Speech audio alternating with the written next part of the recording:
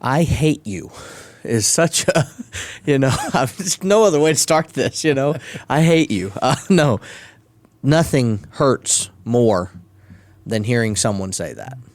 And I've got two small children, and my son, one occasion, didn't like that we told him it was time to go to bed. This was a long time ago now. He learned the word hate and just said, I hate you. And it hurts pretty deep when they're young and they're supposed to be like just enamored with you and love you forever. Yeah. That they say that. But then I would imagine that it's not impossible. They're not here to defend themselves. So I would imagine it's not impossible that your boys on an occasion or two may have uttered such a sentence in their teenage years, as I was kind of prone to do at times even. And I look back now and realize, man, what a terrible thing to say to my loved one that is doing everything they can to do what's best for me. Yeah. That's all they're caring about. They provide everything for me, and then I have the audacity to say, I hate you. Well, hate is not always talked about in a positive light, but there are some things that the word hate is applicable for in a way that is going to make us more spiritual.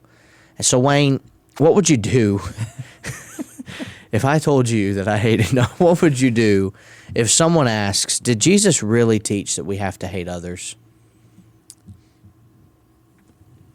Proverbs 8, verse 13 says, the fear of the Lord is to hate evil. I'm going to start on the negative here, because when we use that term, that's where we usually go. There are things that we hate, and we have to be careful how we use the term. And so knowing how that term is used the right way, and then when we say, okay, well, did Jesus really teach? Okay, well, how is the word used? Right. We need to understand that. Fearing God sets the stage for hating evil. Pride, arrogance, the evil way, the perverse mouth. Mm-hmm. God says, I hate those things. Pride, arrogance, evil.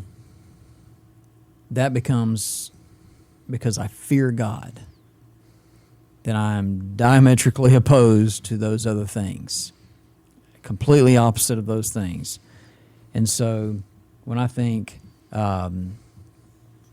wise man Solomon says, there's a time to love and a time to hate. So there is a time when that is right and proper. Right.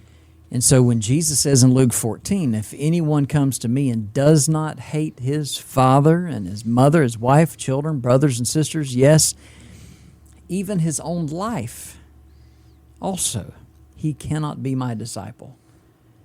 And whoever does not bear his cross and come after me cannot be my disciple. Okay, so it's part of that same discussion where he's talking about those things. But if anyone does not come to me and hate his family and even himself, wait, we're not supposed to hate ourselves? So what is it that Jesus is saying? How is he using this?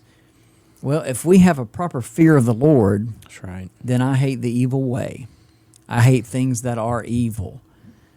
I don't hate people, but I hate the evil way. I hate the evil one, Satan, that's right, because of what he's brought into the world. And those things, pride, arrogance, the evil way, those came from Satan. But the way Jesus is using this in this passage is about putting him first. And so in the rank and order of things, Christ comes first. God comes first. His kingdom comes first. Seek ye first the kingdom of God and his righteousness, right? There's a prioritizing of things in my life, and God has to come first, even before my dad, even before my mom, even before my wife and my children, my brothers, my sisters, even Wayne. mm-hmm, And then that's why he follows it up saying, he who does not bear his cross. What does a cross represent? Death, right? I have to die to self. And so if anyone would come after me, let him deny himself, take up his cross daily, follow me. This is part of that same part of teaching, if you will, of Christ. So this is, yes, did Jesus teach it? Yes, but what was he talking about here? He's talking about the fact that I need to put him first before others. And so it's the old adage of joy, Jesus first, others next, myself last. You misspelled joy, but yeah. I understand, John. John. So the idea then, does Jesus want us to hate others? Not in that sense where I want something bad against another person. No, he wants me to love him more. That's Right. the idea. Well, and it's funny, too. In Revelation 2:6, Jesus did not say, and you hate the Nicolaitans, which I also hate. Yeah, He said you hate the deeds sure. of the Nicolaitans, Right. which certainly the deeds of a sinful person can be hated without hating the person. And I know that this phrase has kind of been co-opted, or hijacked might be the better word, away from what it was intended, but love the sinner, hate the sin. Right. We love people. We hate what the devil's doing to them. Yeah. And if we could just understand that, and understand that when I'm told to hate certain things, it's always been hate those that keep me from Christ. Deeds, actions, those things. And I'm reminded of Matthew 10:32 through all the way down to 38, where Jesus talks about hating father and mother, basically, by saying, he who loves more than me. Right. If you love your father or mother more than me. Right. Well, on another occasion, Jesus said, if you don't hate your father or mother, you're not worthy of me. Yeah. Well, Jesus doesn't mean if I become a New Testament Christian to call my parents and say, hey, great news, Yeah. you're dead to me. Yeah. You don't do that. And I don't think that that's ever the intent behind this understanding, but some people treat it that way. And I think when you look at what we've talked about before in previous conversations of family members who have at times said to their loved ones, you are dead to us Yeah. for what you've done. Don't come over for Thanksgiving. Don't come over for the holidays. We want nothing to do with you. I think that's where this becomes so disheartening and frustrating is, what do you mean you don't want anything to, I'm your kid. Right. You know, I'm your son, I'm your brother, I'm your, and we look at that and Jesus is saying, you don't need to love them more than me. And I want to maybe say this, and I hope it's accepted the right way it's intended. We're doing a disservice in the way we talk about the family, the way we talk about spouses and children, if we preach family first. Mm-hmm. Because that is completely opposite of what Jesus is saying. Right. Jesus says, no, I'm first. Yeah. I'm above everyone else. And if Jesus, the work of the kingdom, is not accomplished, am I a faithful Christian? Now, are there ways that people can accomplish the work of the kingdom in various different aspects? Absolutely. Right. Not everybody can be a stateside missionary. Not everybody can travel the country and preach or do whatever. Not everybody's able to do that. People find their roles and their abilities in their own way. But we've kind of gotten to a point where some people preach family first. Family has to come first. And I think that Jesus looks at that and says, did y'all not get it? Did you not understand what I was putting down when I said, if you love your father or mother more than me, son or daughter more than me is not worthy of me. You can't do that. You have to love me most. We have to love Jesus more than anything else. More than wealth or tradition, more than family, as Luke 9:57 through 62 shows us those three examples, more than all of the things that kind of pop up. But that begs the question then, if hating my mother and father is not meaning a literal hate, well, then how do I know that it's not a literal hate anywhere else in the Bible? It seems a little confusing. Yeah. And one thing I'll say to kind of help set this up before I ask the question, we don't speak with the language that this was written in today. It's not our language. Koine Greek and Aramaic and Hebrew, we don't speak that way. We don't speak in Greek or Hebrew or Aramaic. That's just not our modern tongue. English is different than those languages. And last night in Bible class, we were talking about the difference between the word fool in Proverbs, that there are 3 renderings in the Hebrew language of the word fool, and they mean different things. Right. Well, we'll see the word fool in Proverbs and may just think, oh, it's this one.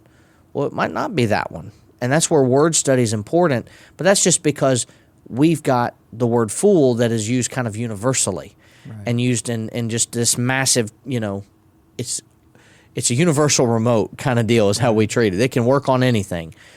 Well, what would you do if someone asks, well, is there anything God does hate?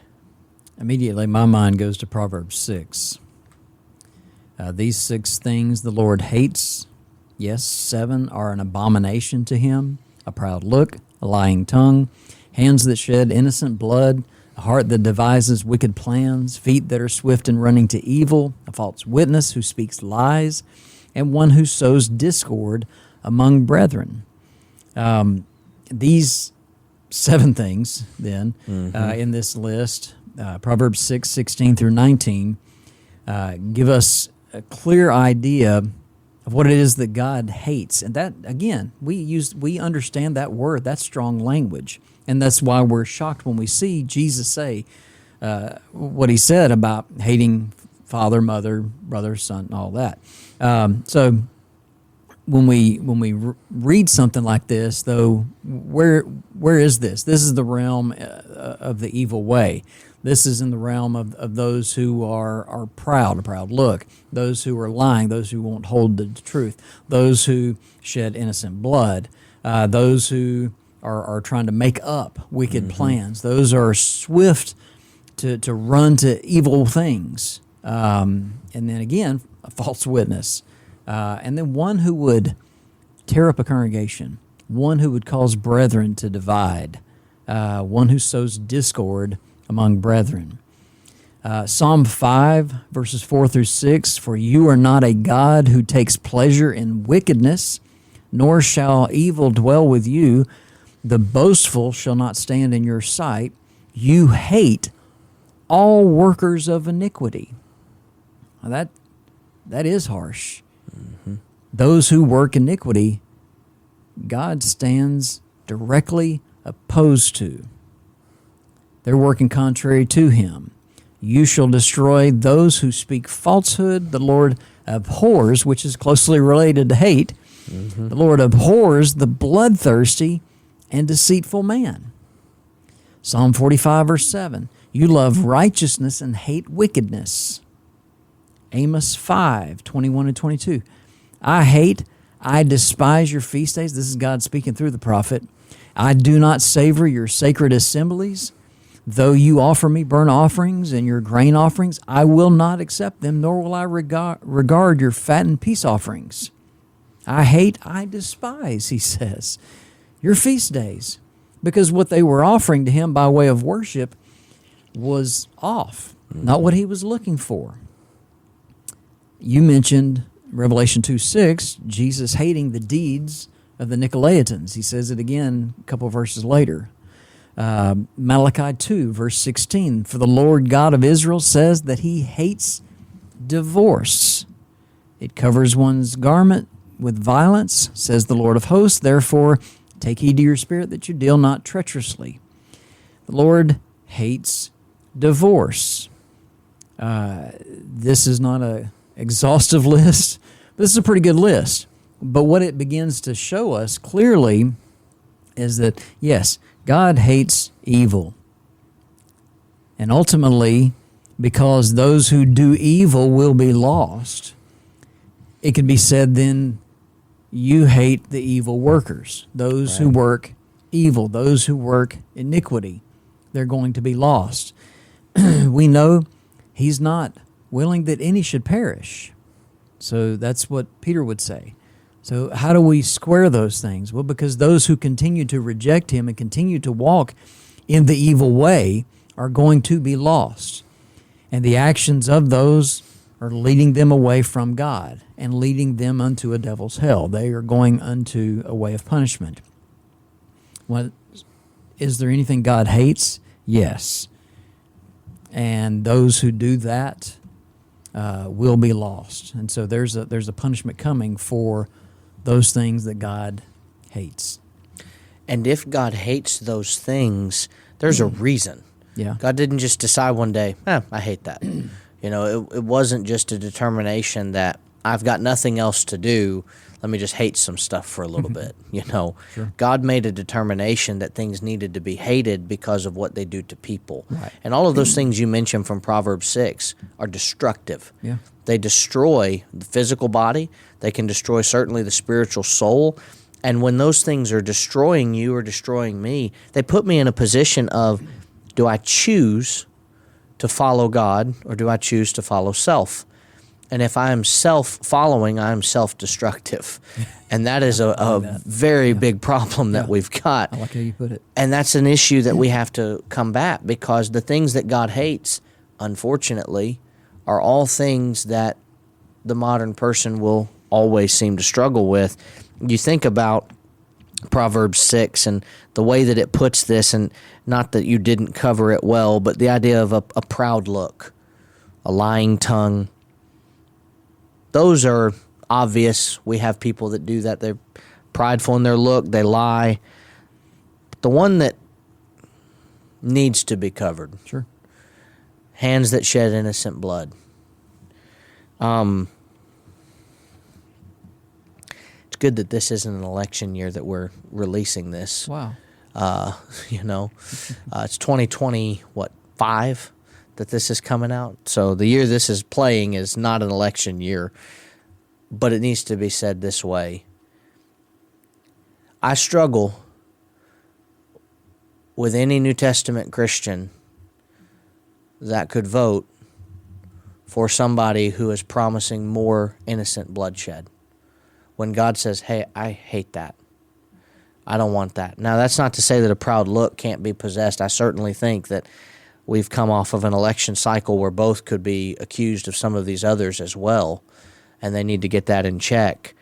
But an idea of a heart devising wicked plans, feet swift in running to evil, a false witness who speaks lies, and one who sows discord among brethren. The progression of what we see here is hands that shed innocent blood, heart devising wicked plans, feet that are swift in running to evil. If somebody's promising more of this stuff, why would I want it? Why would I want to promote that? Why would I want to vote for that? And I don't want to get into a whole political realm here, because that's not what we do. But I think if anyone wanted to genuinely ask the question, how is it that you could vote for this person then? Read the Kings and see what God says about each king. In the time frame of what we see, we'll see a king come up.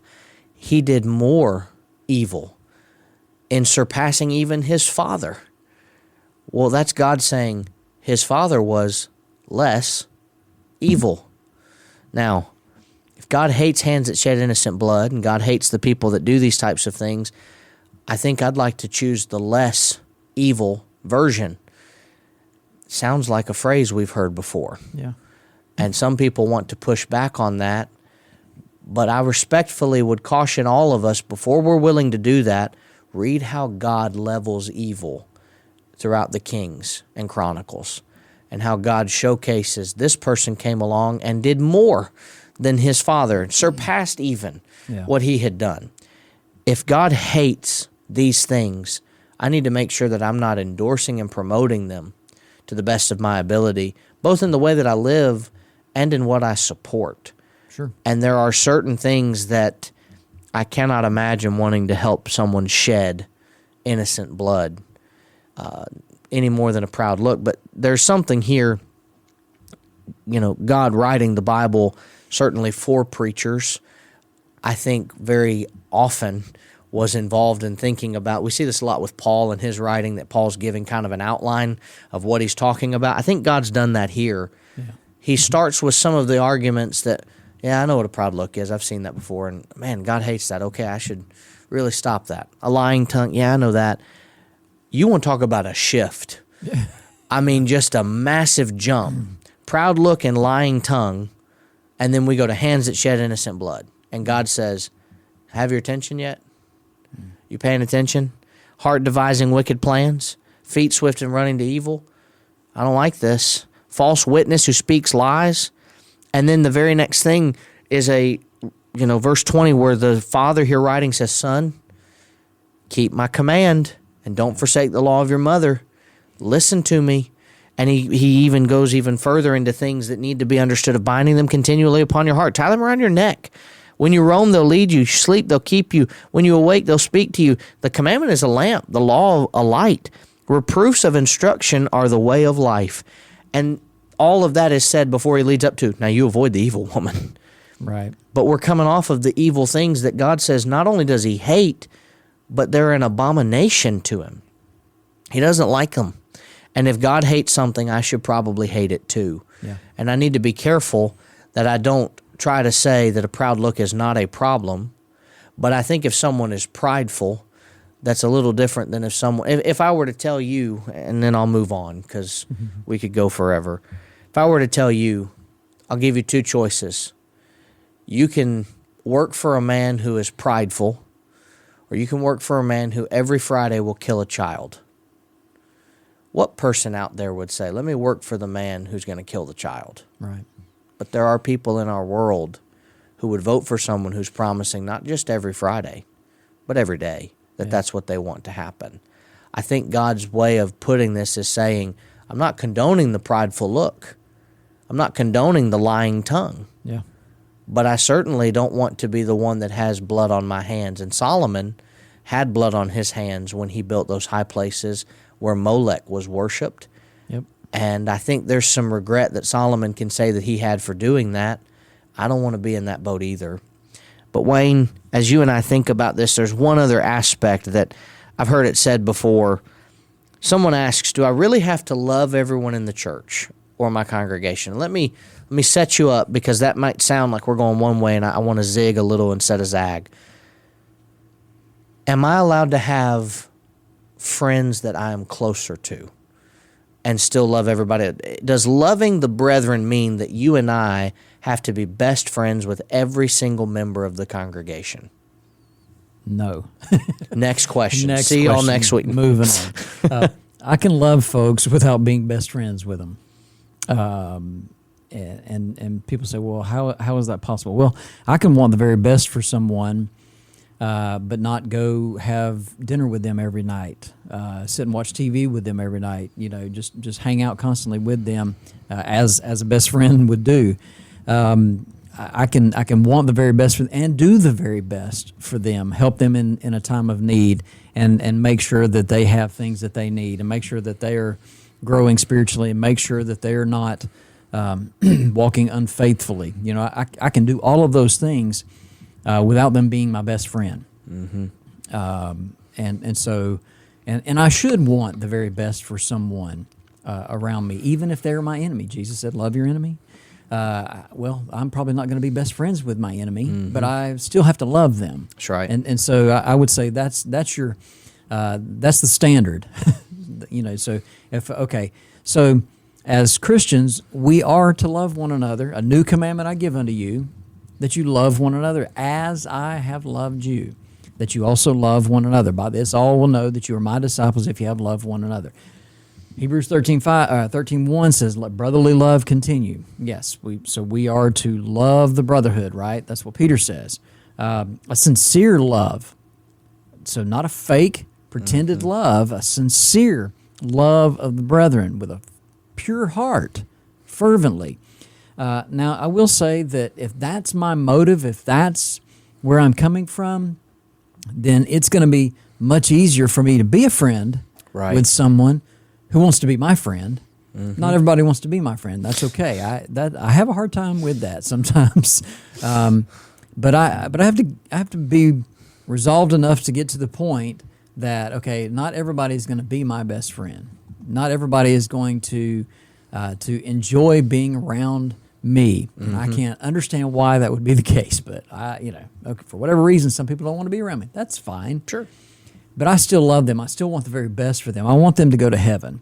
And so my love and my actions are geared in that direction for them. Whatever it is that I can do, as Jesus has loved me, I'm going to love them. And so that's what we're going to try to do. So yes, I can love folks without being best friends with them. I can have friends in the congregation, and not be as close to others.